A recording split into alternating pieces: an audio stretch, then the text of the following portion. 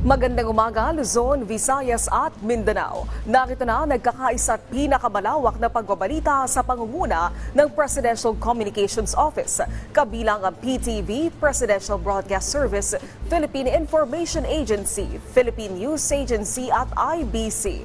Tutok na sa mga balita mula sa iba't ibang bahagi ng bansa. Ito ang Balitang Pambansa. Ngayong umaga sa Balitang Pambansa, Pangulong Ferdinand R. Marcos Jr. iniutos na pigilan at sawatain ang fake news. Special Task Force laban sa kidnapping at fake news ikinasa. Pagbabalik eskwela sa mga pampublikong eskwelahan ibinalik na sa Hunyo. Mga pribadong paaralan pwede rin i-adopt ang bagong school calendar ng Department of Education. Pope Francis, pumanaw na. Pangulong Ferdinand R. Marcos Jr. at iba pang world leaders nagpaabot ng pakikiramay sa pagpanaw ng Santo Papa. At national artist at superstar na si Nora Honor nakatakdang ilibing ngayong araw. Pangulong Ferdinand R. Marcos Jr. at First Lady Liza Araneta Marcos personal na nakiramay sa huling gabi ng lamay ni Nora Honor. Sa detalye ng mga balita, Pangulong Ferdinand R. Marcos Jr. muling nagbigay ng direktiba sa mga kinauukulang ahensya ng pamahalaan na pigilan ang pagkalat ng fake news. Si Alvin Baltazar ng Radyo Pilipinas sa Balitang Pambansa. Dapat nang matigil ang paglalapa ng fake news. Bahagi ito ng direktiba ni Pangulong Ferdinand R. Marcos Jr. kaugnay ng isinagawang sectoral meeting sa Malacanang kasama ang Department of Information and Communications Technology o DICT.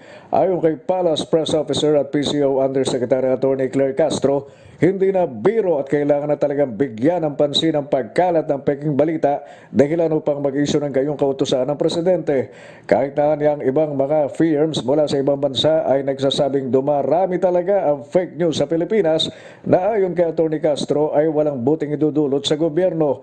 Hindi lamang niya sa pamahalaan ang negatibong epekto nito kundi pati na sa ekonomiya, ganun din sa taong bayan. Madiin po ang direktiba ng ating Pangulo na sawatain, pigilan ang fake news. Hindi po ito nakakaganda sa gobyerno, hindi po ito nakakaganda sa ekonomiya, at hindi rin po ito nakakaganda sa taong bayan. Kaugnay nito ay suportado ng Malacanang ang binuong Joint Anti-Fake News Action Committee ng Philippine National Police sa gitna din ng pagpapakalat ng anyay mga fake news peddlers ng disinformation kasunod ng matagumpay na pagkakaaresto sa tatlong nasa likod ng pagdukot at pamamaslang sa Chinese national na si Anson Ke. Ayon kay Castro, pilit na pinalalabas ng mga nagpapakalat ng fake news na pawang fall guys lamang ang mga dinakip na suspect. Nakakadismayaan niya ito lalo't ang pinalalabas ng fake news peddlers ay nagbabalita ng maling impormasyon ang gobyerno at ang mainstream media. Dahil dito, umaapela ang palasyo sa lahat ng Pilipino na maging responsableng social media content creator at magtulungan sa pagsugpo sa fake news. Kaya lahat po tayo, hindi lamang po ang pamahalaan, hindi lamang ang administrasyon, pati po kayo lahat sa mainstream media at mga responsible social media content creator. Magtulong-tulong po tayo na sugpuin ang fake news na ito. Para sa Balitang Pambansa, Alvin Baltasar ng Radyo Pilipinas. Hindi ikinabahala ni Pangulong Ferdinand R. Marcos Jr. ang pinakabagong survey ng Pulse Asia kung saan bumaba ang bilang ng mga Pilipinong nagsabing tiwala sa pamamahala ng Presidente. Ayon sa Malacanang, hindi mapapahinto ng anumang survey ang pagtatrabaho ng Pangulo at anumang rating ang kanyang makuha ay tuloy-tuloy lang ang hakbang ng administrasyon sa pagpapabuti sa buhay ng mga Pilipino. Tingin naman ng Malacanang posibleng resulta ito ng pagkalat ng fake news.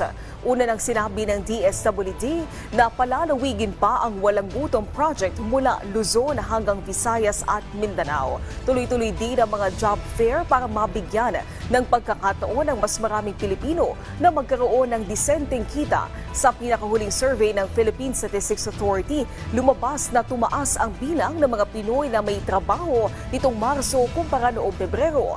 Nabawasan naman ang inflation o bilis ng pagtaas ng presyo ng mga bilihin.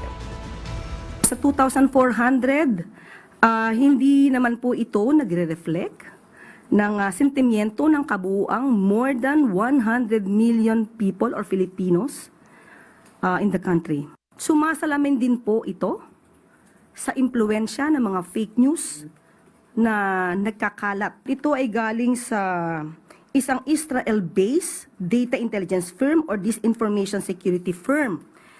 And I quote, "The level of coordinated disinformation seen in the Philippines was far above the typical 7% to 10% range of online conversations globally about highly sensitive or polarizing issues."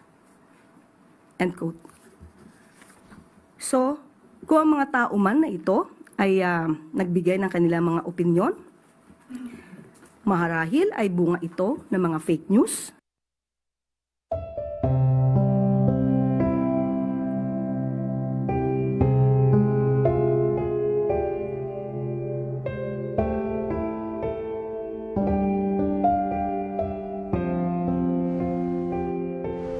Nagluluksa ngayon ang mga Katoliko sa pagpanaw ni Pope Francis. Ayon sa Vatican, pumanaw ang Santo Papa sa edad na 88 dahil sa heart failure. Pero sino nga ba si Pope Francis? Higit pa natin siyang kilalanin sa balitang pambansa ni Dayan Querer ng PTV. Carissimi fratelli e sorelle, con profondo dolore. Ito ang malungkot na balita ni Cardinal Kevin Farrell sa Casa Santa Marta kahapon. Sa kanyang pahayag, pumanaw ang Santo Papa alas 7:35 ng umaga sa Roma. December 17, 1936, nang ipanganak sa Buenos Aires si Jorge Mario Bergoglio. Siya ang panganay sa 5 anak na mga Italianong migrante na si Mario Jose Bergoglio na isang accountant at Regina Maria Sivori na isang simpleng may bahay. Nagtapos sa Buenos Aires si Bergoglio ng elementarya at sekundarya at dito na nagsimula ang kanyang religious formation. Chemical engineering ang kinuhang kurso ng binatang si Bergoglio, ngunit kalaunan ay pumasok sa seminaryo bilang Jesuita matapos gumaling sa isang matinding karamdaman noong 1958. 1969 nang maging pari si Bergoglio matapos makumpleto ang kanyang novitiate at theological studies. Nakilala ang kanyang ministeryo sa pamagitan ng pagtulong sa mga kabataan at mga mahihirap. Taong 1992 nang siya italaga bilang auxiliary bishop ng Buenos Aires. Makalipas ang 6 na taon ay itinalaga naman siya bilang arsobispo. Dito nakilala ang simple niyang pamumuhay. Sa halip na tumira sa marangyang Archbishop's Palace at sumakay sa magarang sasakyan, mas pinili nitong tumira sa isang apartment, mag-commute ng bus at magluto ng sarili nitong pagkain. Lalo siyang nakilala sa pagsusulong ng kapakanan ng mga mahirap sa pamagitan rin ng palagiang pagbisita sa mga komunidad at mga ospital. Malapit rin siya sa uring manggagawa at siya rin ay naging boses nila laban sa economic inequality at human trafficking. Taong 2001 naman nang siya ay tinalaga ni Pope John Paul II bilang kardinal. Pebrero 2013 nang magdesisyon si Pope Benedict XVI na magbitiw sa pwesto dahil sa katandaan at karamdaman. Isang buwan ang lumipas, ay naihalalang arsobispo na si Jorge Mario Bergoglio bilang ika-266 na pinuno ng simbahang Katolika. Dito ay pinili niya ang pangalang Francis bilang parangal kay Saint Francis of Assisi. Siya ang unang Santo Papa na nagmula sa Amerikas at unang Jesuit Pope. Ipinagpatuloy niya ang simpleng pamumuhay sa Vatican. Tumira siya sa payak na guest house sa Vatican, kung saan ay direkta niyang nakakasalamuha mga tao, lalo na mga mahihirap. Ilan sa kanyang highlight ng papacy ang usaping kahirapan, climate change, migration, economic inequality at mas inclusive at compassionate na simbahang Katolika. Simula nung siya ay maupo bilang Santo Papa, aabot na sa halos 1,000 ang nadeklara niya bilang mga santo. Aabot naman sa 61 mga bansa na ang nabisita ng Santo Papa. Kabilang na rito ang Pilipinas noong 2015 kung saan binisita niya mga nasalanta ng bagyong Yolanda sa Tacloban at Palo sa Leyte. Ang kanyang papal mass sa Quirino Grandstand rin ang naitalang pinakamalaking papal gathering sa kasaysayan ng simbahang Katolika. Tinatayang 6 na milyon ang dumalo sa misa. Dahil sa pagmamahal ng Pilipino sa Santo Papa, binansagan siyang Lolo Kiko. Nabasag nito ang record na 5 milyon na naitala noong bumisita si Pope John Paul II sa Pilipinas para sa World Youth Day. February 14 nang isugod si Pope Francis sa Gemelli Hospital dahil sa bronchitis. Higit 1 buwan din ang inabot ng Santo Papa sa loob ng ospital.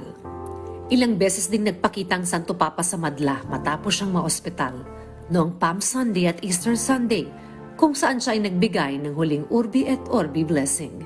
Diane Querer para sa Pambansang TV sa Bagong Pilipinas.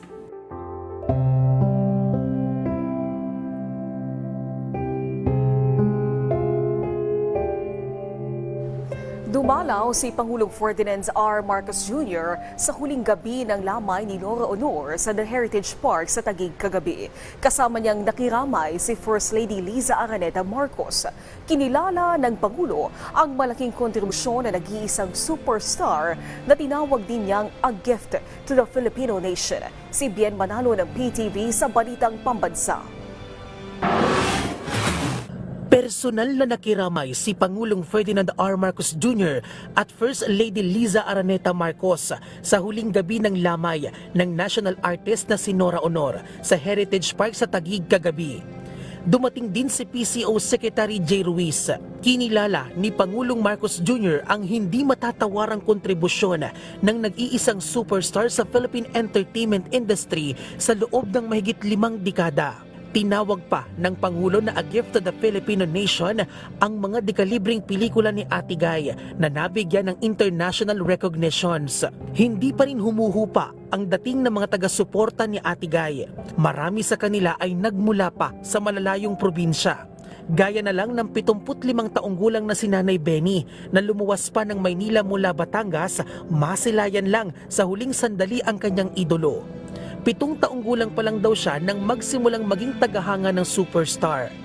Bukod sa pagiging mapagmahal sa kanyang mga tagahanga, lubos na hinahangaan din ni Nanay Benny ang pagiging mapagpakumbaba ni Nora Honor. Habang buhay ko siyang mamahalin at lagi kong ipagdadasal na siya'y nasa maluwalhati ng kaharian. Mula naman Ilocos Norte, lumuwas pa ng Maynila si Nanay Delia. Mahigit 5 dekada na siyang Noranyan. Buhay ka uli, anak. Gusto ko makita kitang buhay, hindi pumanaw. Gusto ko siya na mabuhay pa sana uli. Pero rest in peace, Idol Guy Nora Honor. I love you, Idol. Mahal na mahal kita. Bumuhos din ang pakikiramay sa social media mula sa ilang personalidad sa showbiz. Kabilang na ang tinaguriang jukebox queen na si Imelda Papin. Eksklusibo pa niyang ibinahagi sa atin ang huling pag-uusap nila ng superstar bago ito bawian ng buhay.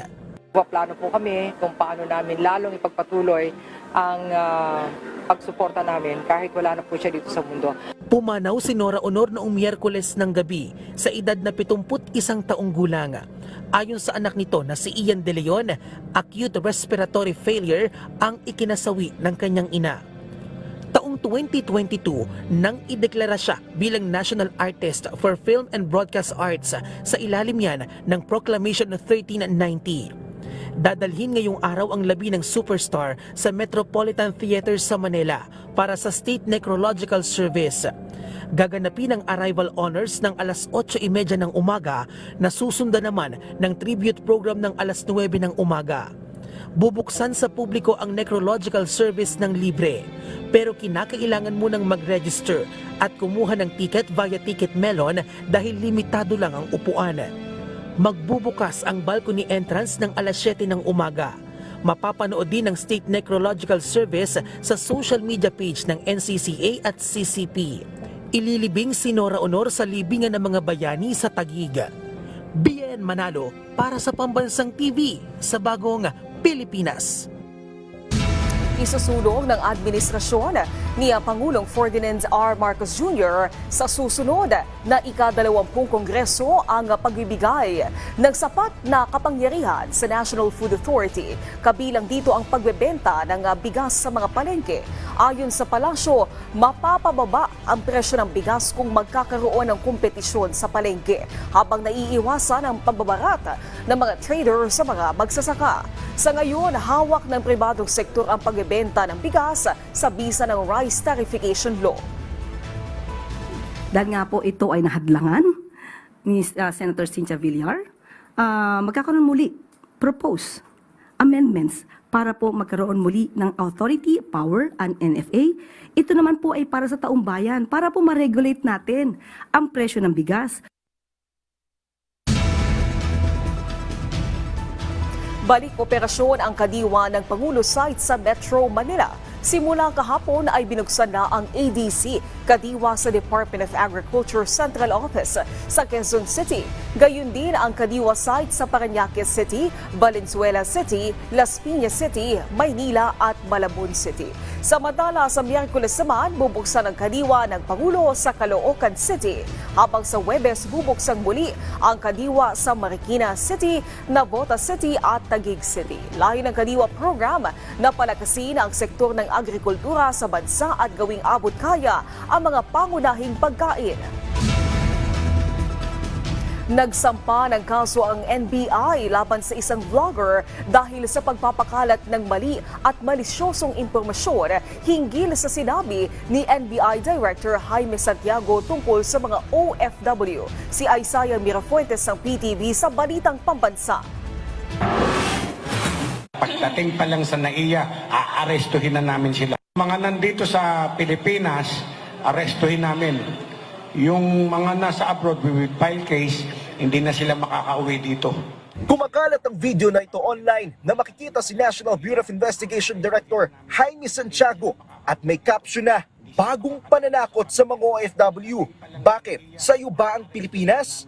Ang video, pinaniwalaan ng napakaraming netizen at tinadtad pa ng mga komento. Pagdating pa lang sa NAIA, aarestuhin na namin sila. Pero ayon mismo sa NBI, fake news ito dahil ang video ay isang splice video o cut video mula sa isang presko na kasama si Director Santiago. Dahil ang totoong pahayag ni Santiago ay patungkol sa mga OFW na nagpapakalat ng fake news pero pinutol ng nagpost. Dahil dito, nagsampa ng kaso ang NBI sa Cebu Provincial Prosecutor Office laban sa nagpost nito online na nagngangalang Mary Civil Yamato mula sa Cebu. Pero ayon sa Bureau of Immigration, kasalukuyang OFW sa Riyadh, Saudi Arabia ang inireklamo.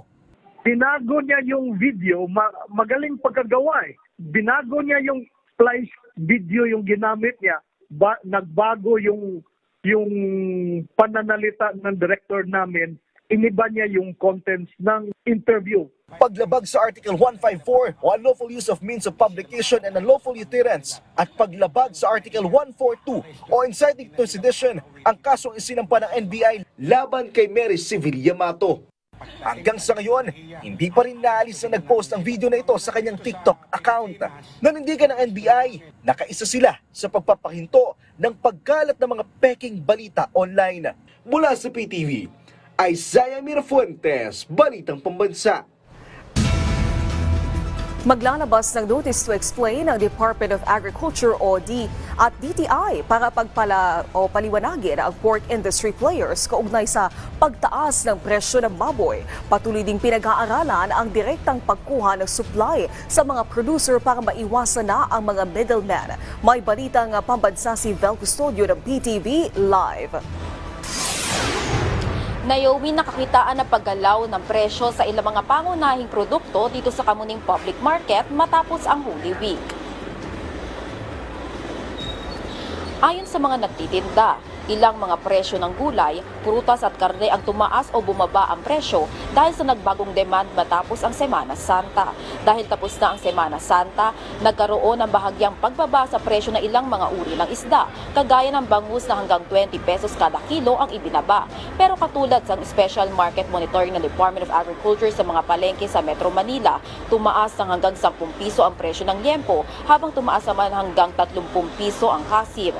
Inanunsyo ng DA kahapon na maglalabas na ng notice to explain ng DA at DTI sa mga pork industry players para makapagpaliwanag kung bakit tumaas ang presyo ng baboy kaysa sa maximum suggested retail price. Pero batay sa panayam ng kagawaran ng agrikultura sa biyahero at retailer, dumaraan pa ang mga baboy o sa ahente o middleman, kaya napapatungan ang presyo sa ng ibabiyahing baboy. Isa pa sa pinag-aaralang solusyon ng DA ay ang paglalagay ng card na magsisilbing tracker para malaman kung saan nagkakaroon ng problema sa presyuhan ng baboy. Pinag-aaralan na rin ng Food Terminal Incorporated na sila na ang kumuha ng producer direkta sa slaughterhouse para mawala na ang mga middleman at bumaba kaysa sa itinakdang maximum suggested retail price sa mga lokal ng kareng baboy ang presyo sa merkado. Habang hindi nakakapag-adjust ang presyo ng prutas simula noong long weekend na bahagyang tumaas ang presyo dahil naging mataas ang demand ng prutas noong Semana Santa. Nananatili namang stable at mababa pa ang presyo ng gulay na may sapat ding supply. Naomi, isa pang opsyon para sa mga mamimili para sila'y makatipid ay ang pagbili sa Kadiwa na Pangulo Center dahil direkta itong inaangkat mula sa mga magsasaka. Manatili lamang nakaantabay sa social media page ng Kadiwa para malaman kung saan ang pinakamalapit na Kadiwa Center sa inyong lugar. Mula sa People's Television Network, Vel Custodio, Balitang Pambansa. Maraming salamat, Vel Custodio ng PTV. Sa pagpanaw ng Santo Papa, ano nga ba ang susunod na mangyayari sa Simbahang Katolika? Alamin natin yan sa Balitang Pambansa ni Gab Villegas ng PTV. Nagpaabot ang mga world leaders ng pakikiramay sa pagpanaw ni Pope Francis. Kasama na rito si Pangulong Ferdinand R. Marcos Jr. Sinabi niyang nakikiisa ang bansa sa pagluluksa sa pagpanaw ng Santo Papa. Pinuri ng Pangulo ang kababaang loob ni Pope Francis na siyang nag-akay sa marami na bumalik sa simbahan. Pinuri rin ng Department of Foreign Affairs ang turo at aral ni Pope Francis sa pangalaga sa kapaligiran at pagprotekta sa mga mahihirap at inaapi. Sinabi naman ni Ukrainian President Volodymyr Zelensky na naging larawan ng pag-asa ang Santo Papa. Sinabi rin ni Zelensky na ipinagdarasal rin ng Santo Papa ang kapayapaan sa Ukraine at para sa mga Ukrainian. Si King Charles III, inalala ang Santo Papa sa kanyang pagiging mapag, pagkakaisa ng simbahan at pagtataguyod ng kabutihan para sa kapakanan ng iba. Ngayon pumanaw ang Santo Papa, ano na ang susunod na mangyayari sa Simbahang Katolika? Sa oras na pumanaw ang Santo Papa, papasok ang simbahan sa yugto bilang sede vacante. Ibig sabihin, pansamantalang bakante ang papal office hanggang may nahalal ng bagong papa. Ang Cardinal Camerlengo ang siyang mamamahala ng administrative affairs at pagbeberipika sa pagkamatay ng papa. Dito na rin magsisimula ang preparasyon para sa burol at libing ng Santo Papa. Isa sa mga symbolic act na ginagawa ay ang pagwasak sa Ring of Fishermen, ang opisyal na papal signet ring. Ito ay pagpapakita ng katapusan ng otoridad ng Papa at para mapigilan ang paggamit ito sa maling paraan. Dito ay nakasara rin ang papal apartment. Pagkatapos nito ay dito na ipapaalam sa mundo ang pagpanaw ng Papa. Ipinaliwanag naman ni Father Gregory Ramon Gaston, rektor ng Pontificio Colegio Filipino sa Roma, ang mga mangyayari sa papal funeral. Sa ngayon ay 2 weeks yata na mourning period, yung funeral, darating yung mga heads of states, darating yung mga pari, mga pupunta dito, makilibing, makidasal, makiramay, no, makiburol, lahat yan, 2 weeks. Susunod na dumating ang mga kardinal para sa conclave o paghalal ng bago Santo Papa. Kwalipikadong bumoto ang mga nasa edad na mas mababa pa sa 80. Sa ngayon, 3 Pilipinong kardinal ang maaaring lumahok sa conclave. Ito ay sina Luis Antonio Cardinal Tagle, Manila Archbishop Jose Cardinal Advincula at Caloocan Bishop at CBCP President Pablo Virgilio Cardinal David. Hindi naman makakasama sa botohan sina Manila Archbishop Emeritus Gaudencio Cardinal Rosales at Cotabato Archbishop Emeritus Orlando Cardinal Quevedo dahil na rin sa kanilang edad. Mula sa People's Television Network, Gab Villegas para sa Balitang Pambansa. Agad na tumunog ang kampana sa Manila Cathedral nang lumabas ang ulat na pumanaw na si Pope Francis. Kaya naman ngayong 9:00 ng umaga, pangungunahan ng Manila Archbishop Jose Cardinal Advincula ang isang requiem mass sa Manila Cathedral para kay Pope Francis. Si Gab Villegas ng PTV sa Balitang Pambansa Live. Naomi, pinagluksa ng Simbahang Katolika dito sa Pilipinas ang naging pagpanaw ni Pope Francis na itinuring bilang biyayang kaloob ng Diyos para sa mga Pilipino. 13 minutong pinatunog ng Manila Cathedral ang kanilang kampanaryo bilang pag-alala sa 13 taong paglilingkod ni Lolo Kiko bilang kinatawan ni Kristo sa lupa. Si Manila Archbishop Jose Cardinal Advincula inalala ang naging pagbisita ng Santo Papa sa ating bansa noong 2015 kung saan ay dinamayan nito ang mga biktima ng Super Typhoon Yolanda sa gitna ng ulan sa Tacloban City. Sinabi rin ng Kardinal na kaisa ang Papa sa pagdiriwang ng 500 taon ng Kristyanismo sa ating bansa at nagpasalamat sa biyaya ng pananampalataya at hinikayat nito na ipagpatuloy na ibahagi ang pananampalatayang Katoliko sa mundo. Inalala naman ni Lingayen Dagupan Archbishop Socrates Villegas ang pagtiyak sa kanya ni Pope Francis sa gitna ng pang-uusig sa kanya ng nakaraang administrasyon sa kanyang naging posisyon sa madugong war on drugs. Si Caloocan Bishop at CBCP President Pablo Virgilio Cardinal David inilarawan si Pope Francis bilang pastol na nakilakbay kasama ang mga tao at sinabi rin ito na inaanyayahan niya ang lahat na maging isang simbahan na nakikinig na bukas ang tainga sa daing ng mga tao at ang puso nito sa pagpapakilos ng Espiritu. Naomi, kanina ay nilabas ng Vatican ang detalye kaugnay sa sanhi ng pagkamatay ng Santo Papa. Ayon kay Dr. Angela Arcangeli, Director ng Directorate of Health and Hygiene ng Vatican City State, stroke na sinundan ng coma at irreversible cardiovascular collapse ang sanhi ng pagkamatay ng Papa. Nakasaad rin sa kanyang death certificate na mayroong history ang Santo Papa ng acute respiratory failure na dulot ng multimicrobial bilateral pneumonia, multiple bronchitis, high blood pressure at type 2 diabetes. Ililibing naman si Pope Francis sa Basilica of St. Mary Major sa Pauline Chapel kung saan nakalagak ang ancient icon ng Maria Salus Populi Romani alinsunod sa kanyang spiritual testament. Samantala, Naomi, mamaya ay magkakaroon ng Requiem Mass dito sa Manila Cathedral para kay Pope Francis na pangungunahan ni Manila Archbishop Jose Cardinal Advincula. At yan muna ang update mula rito sa Intramuros, Maynila. Balik sa iyo, Naomi. Maraming salamat, Gab Villegas ng PTV. Samantala, idineklara ng Philippine National Police o PNP na naging mapayapa ang nakaraang pagunita ng Semana Santa sa buong bansa. Batay sa datos ng PNP, pumalo lang sa 120 ang naitala nilang insidente mula sa iba't ibang rehiyon. Kabilang na aniya rito ang 64 na kaso ng pagkalunod, 15 insidente ng sunog at ilang mga aksidente sa daan. At bagamat tapos na nila ang Holy Week, tiniyak pa rin ng pulisya ang umiiral na heightened alert sa kanilang hanay. Ito'y bilang paghahanda naman sa nalalapit na halalan sa Mayo.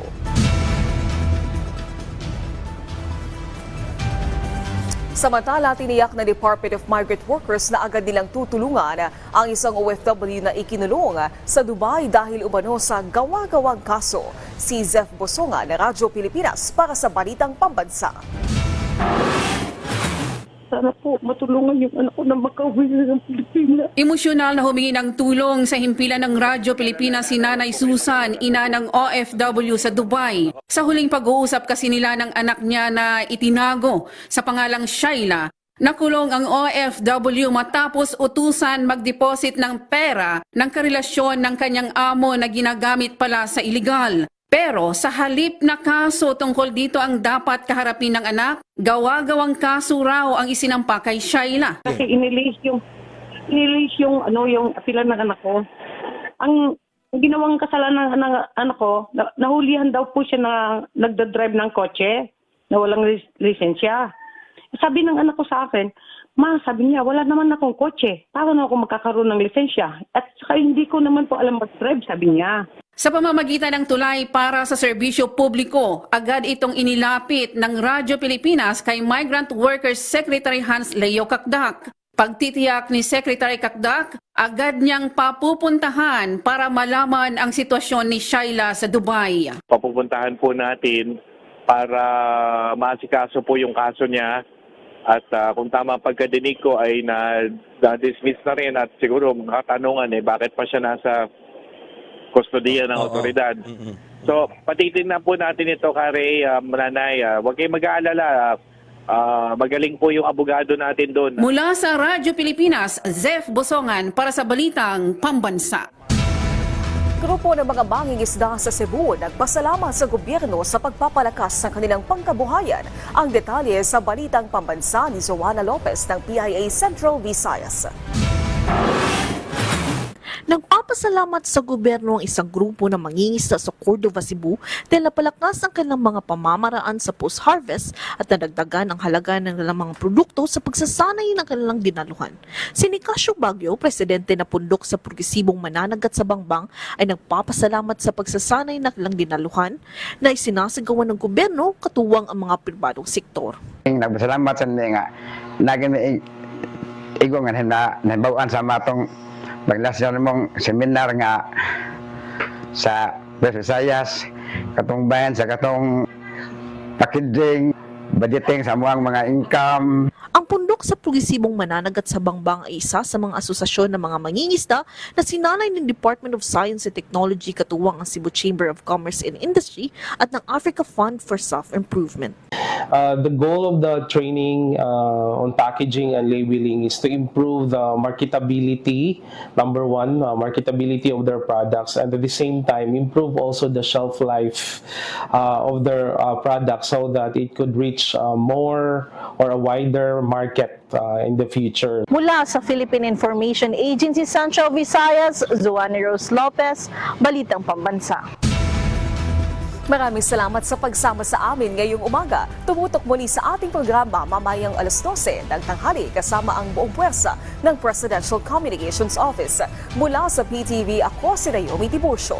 Ito nagkakaisang puwersa ng pagbabalita. Ito ang Balitang Pambansa.